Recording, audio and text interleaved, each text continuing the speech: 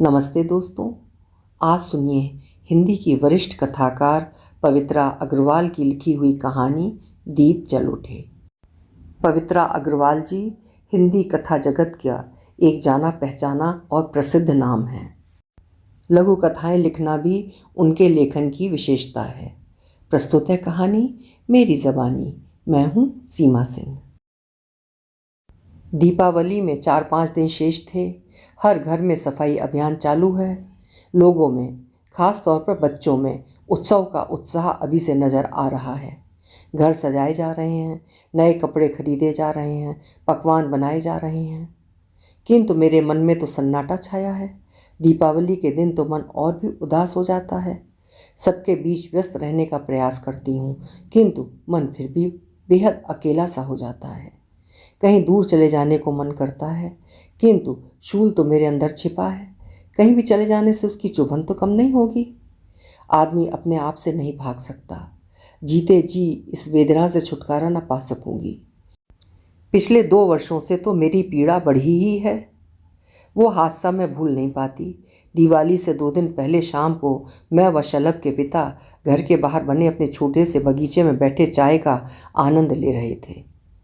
हमारे घर के बराबर में सुनंदा का घर था। वो 9 वर्ष की बहुत प्यारी लड़की थी। घर के चबूतरे पर मोमबत्ती जलाकर रखी हुई थी और वो उससे फुलझड़ी जलाने का प्रयास कर रही थी। अचानक उसके घेरदार फ्रॉक ने आग पकड़ ली।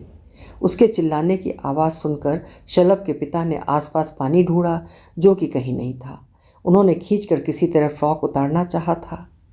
निकट पहुंचते सुनंदा ने उन्हें कसकर पकड़ लिया। अंकल, मुझे बचाओ। इस तरह उनके कपड़ों ने भी आग पकड़ ली। लोगों ने आकर आग बुझाई, किंतु दोनों काफ़ी जल चुके थे। सुनंदा की तो उसी दिन मृत्यु हो गई थी, जबकि शलभ के पिता की मौत 2 दिन बाद दीपावली के दिन अस्पताल में हुई थी। यदि उनकी मौत बीमारी से हुई होती तो मन को समझा लेती, किंतु वो तो इतने स्वस्थ रहते थे कि कभी उनके सिर में भी दर्द नहीं होता था। रोज़ सुबह सैर को जाते थे, बहुत संतुलित खाना खाते थे। हमेशा कहते थे, पहला सुख निरोगी काया। शलभ तब तक नौकरी करने लगा था। हम दोनों ने अपनी इकलौती संतान को लेकर बहुत से सपने देखे थे। हम जल्दी ही शलभ की शादी कर देना चाहते थे, किंतु वो कुछ भी नहीं देख पाए। उनकी मृत्यु के 1 वर्ष उपरांत मैंने शलभ की पसंद की लड़की से उसकी शादी कर दी थी।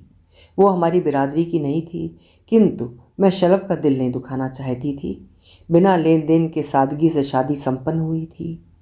शादी के बाद शलभ मुझे अपने साथ ले गया था। शलभ के पिता अक्सर कहा करते थे कि रिटायर होने के बाद भी हम इसी शहर में रहेंगे। बेटे के पास तो कभी कभी मिलने चले जाया करेंगे। न जाने बहू किस स्वभाव की आए।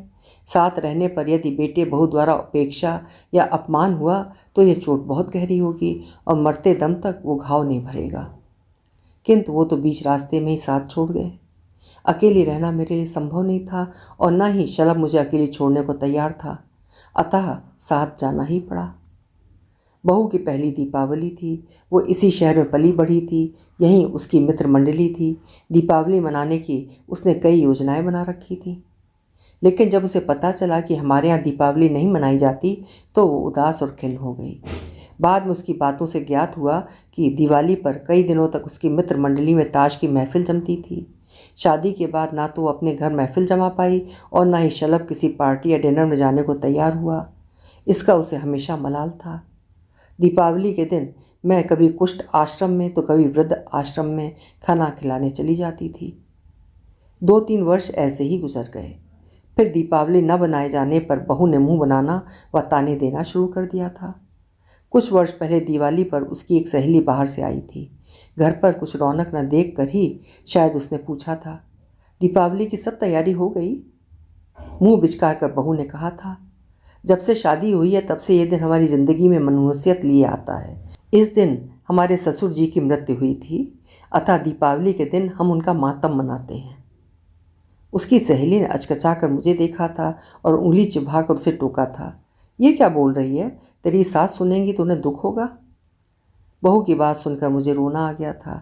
अपने कमरे में जाकर मैं बहुत रोई थी।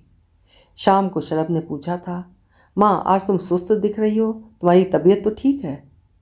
मैं शलभ से कुछ भी न कह पाई थी, वरना उन दोनों में झगड़ा हो जाता। तब बहू का गुस्सा भी शलभ की अनुपस्थिति में व्यंग बाणों व उपेक्षा द्वारा मुझ पर ही उतरता। मन की पीड़ा किससे कहूँ।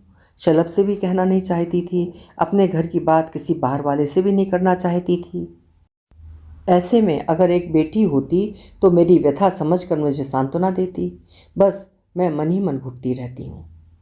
वो तो अच्छा है कि शलभ के पिता की मृत्यु के बाद उनके ऑफिस से मुझे पेंशन मिलने लगी, वरना छोटी छोटी ज़रूरतों के लिए भी बेटे बहू के सामने हाथ फैलाना पड़ता। पत्र पत्रिकाओं का शौक़ मुझे बचपन से रहा है।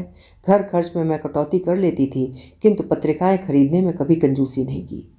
शलभ को भी शौक़ है, किंतु बहू को पत्र पत्रिकाएं खरीदना पैसे व समय की बर्बादी लगती है। पढ़ने का उसे शौक़ नहीं।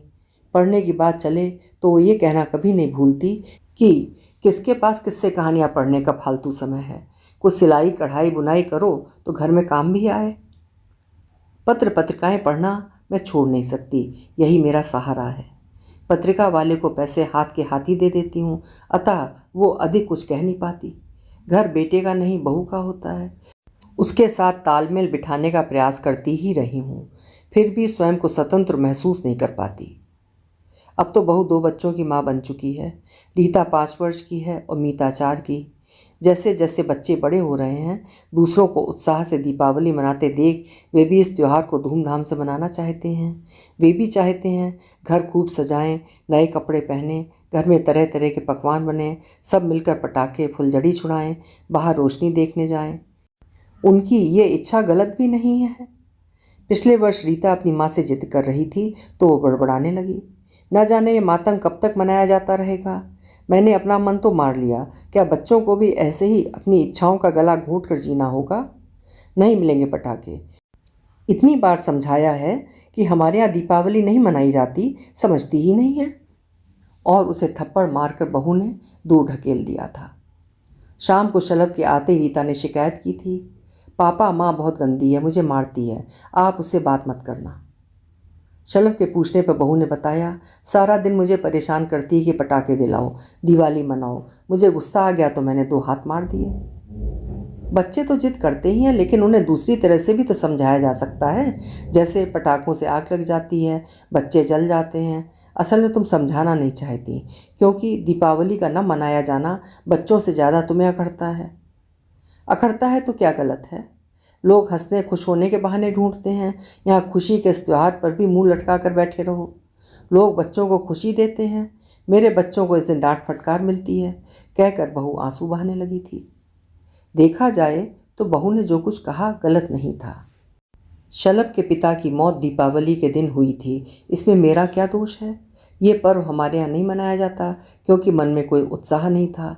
हाँ, हमारे गांव के बुजुर्गों के हिसाब से ये पर्व हमारे लिए खोटा हो गया था। सुना था इस दिन घर में कोई बच्चा जन्म ले तो त्यौहार का खोटापन समाप्त हो जाता है, किंतु बच्चा विशेष तिथि को ही जन्म ले, ये क्या अपने हाथ में है?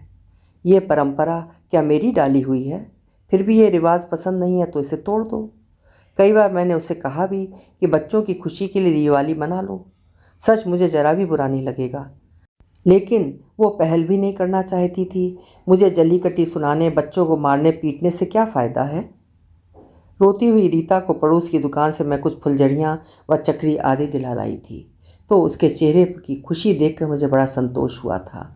साथ ही आत्मग्लानि भी हुई, जैसे उसके दुखों का कारण मैं ही हूँ। इस रूढ़ी को तोड़ना चाहिए, पर मैं भी मन से महसूस करती हूँ किसी को तो पहल करनी होगी। फिर दीपावली आ रही है, पिछले वर्ष की घटनाओं की फिर पुनरावृत्ति होगी, ये मैं जानती हूँ। बच्चे जिद करेंगे तो फिर मार खाएंगे, मुझे फिर जली कटी बातें सुननी होंगी। मैं ऐसे विचारों के व्यूह में फंसी कोई समाधान चाहती हूँ। घंटी की आवाज़ से मेरा ध्यान भंग होता है। अखबार वाला एक पत्रिका का दीपावली विशेषांक दे गया था। मैं उसी के पन्ने पलटने लगी। उसमें छपी एक कहानी पढ़कर तो मैं खुशी से उछल ही पड़ी। मेरी समस्या का समाधान मुझे मिल गया था। मैंने किसी को कुछ न बताया। दीपावली के दिन दोपहर को रीता को साथ लेकर मैं बाजार चली गई। रीता मीता के लिए नए फ्रॉक और बहू के लिए एक नई साड़ी खरीदी। फिर सोचा पता नहीं उसे पसंद आएगी भी या नहीं, अतः दुकानदार से पहले ही बात कर ली कि पसंद न आने पर दूसरी बदल कर ले जाएंगे।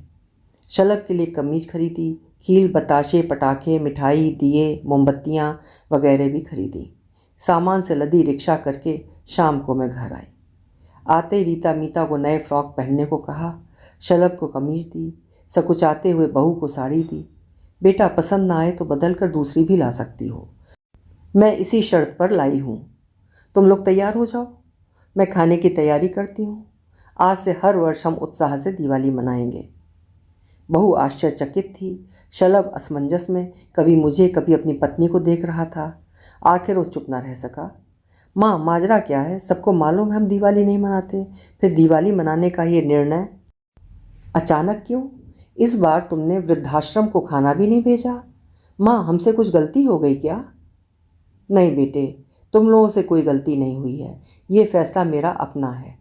तुम्हारे पिता को गए 10 वर्ष हो चुके हैं। सच कहूँ तो इन दोनों बच्चियों के प्यार में मैं अपना आधा दुख भूल गई हूँ। त्यौहार तो खुशी मनाने, खुशी बांटने के लिए ही होते हैं। त्योहारों की सार्थकता भी इसी में है कि व्यक्ति जीवन की उलझनें व तनाव भूलकर कुछ देर खुशी मनाए व नए सिरे से तरोताज़ा होकर फिर संघर्ष के लिए तैयार हो जाए। किंतु प्रकाश का ये पर्व हमारे तनावों को और बढ़ा रहा था। फूल से बच्चों के जीवन में खुशियाँ व उत्साह छीनने का हमें कोई हक नहीं है। किंतु इस परंपरा को तोड़ने की पहल मैं नहीं कर पा रही थी। पत्रिका में एक कहानी नई राह पढ़कर मेरे सोच को भी नई दिशा मिली है। माँ, ऐसा क्या था कहानी में?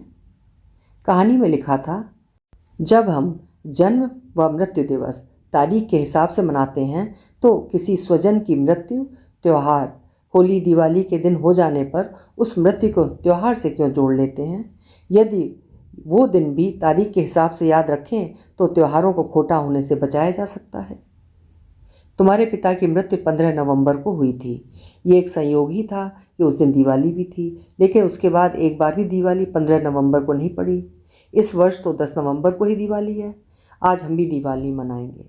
15 तारीख को उनकी पुण्यतिथि के दिन जो कुछ करते रहे हैं वही इस वर्ष भी करेंगे। सच बेटा, पत्र पत्रिकाएं पढ़ने से हम बहुत कुछ सीख सकते हैं। इनमें लोगों के जीवन व अनुभवों का सार होता है। सुलझे हुए दृष्टिकोण होते हैं। जीवन के प्रति नई दृष्टि, नई दिशाएं मिलती हैं। बच्चों, तैयार हो जाओ। पूजा के बाद अपने माता पिता के साथ बाजार जाकर रोशनी देख कर आना।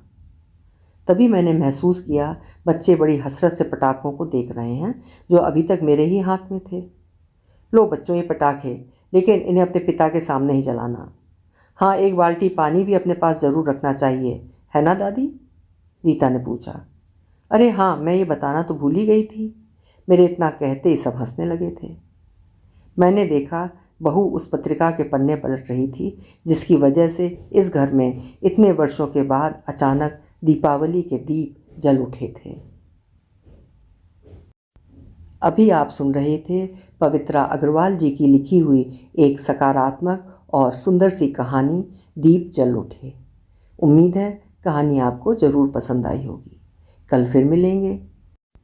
हिंदी की उम्दा और बेहतरीन कहानियाँ सुनते रहने के लिए मेरे चैनल्स को सब्सक्राइब ज़रूर करिएगा, लाइक करिएगा और शेयर भी करिएगा। बहुत बहुत धन्यवाद।